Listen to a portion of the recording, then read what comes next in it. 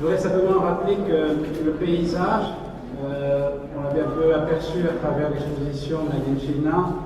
En tout cas, aujourd'hui, le paysage est un sujet assez emblématique dans la photographie contemporaine. Les photographes aujourd'hui ne tentent absolument plus, depuis les années 80 à peu près, à décrire le réel. Je crois que les photographes ont un autre objectif. Leurs images montrent en fait de plus en plus pour faire réfléchir et réfléchir ce monde. Mais qu'on se le dise, en fait, le paysage, ça n'existe pas en soi. Le paysage, c'est une création du regard, et de ce fait, en fait, échappe à l'universel. Si le regard a pour gouvernail la pensée, et s'il s'agit de manifester cette pensée via un acte artistique, on en arrive, en fait, plus particulièrement en photographie, à la pensée visuelle. Il s'avère alors de déterminer, en fait, de la pensée ou du regard, qui précède ou domine l'autre.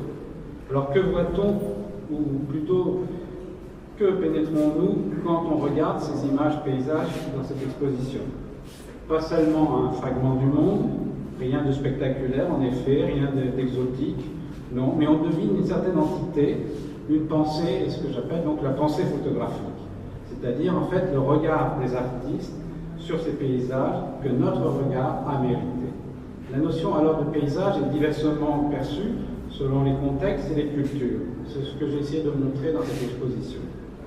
Ainsi donc, la photographie donne un cadre à ces territoires en images et qui attire pour leur singularité et leur évolution rapide. La photographie permet de voir ce qu'on ne regarde plus et qui devient le corps visible de notre pensée. Jamie Bourdet, et je les remercie aussi pour leur accueil et m'avoir permis de faire connaissance avec la Mauritanie, qui est un pays que je ne connaissais pas.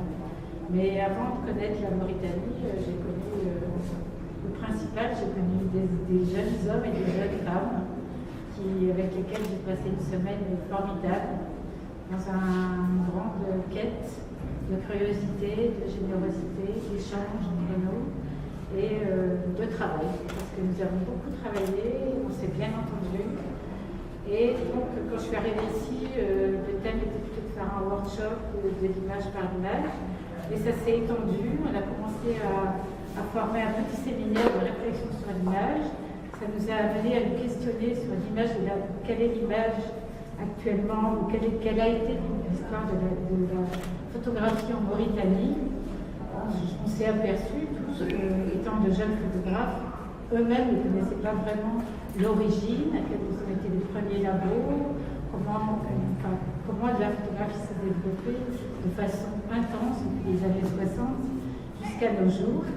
Donc chacun est parti en quête et nous avons créé un collectif qui s'appelle l'œil du cyclope, qui n'est qu'un début. On va continuer à aller fouiller, à rencontrer, pour constituer un patrimoine culturel photographique.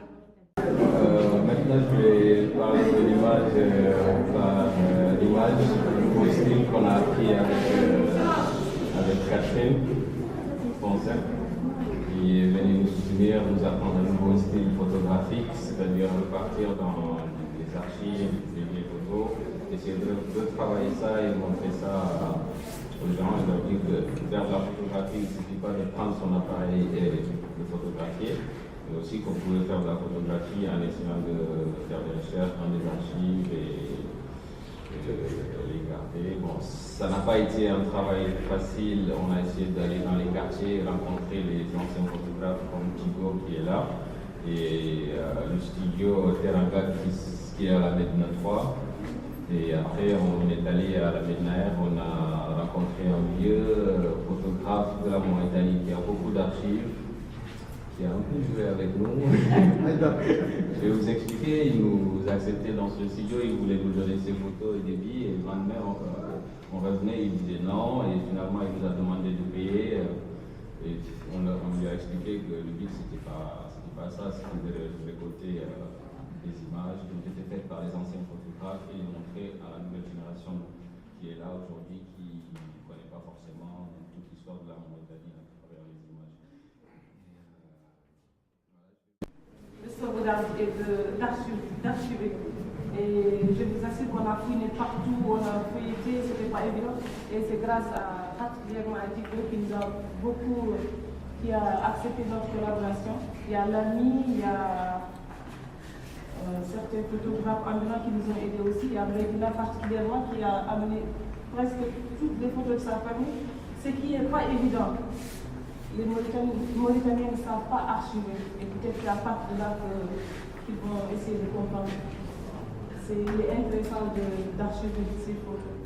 Merci.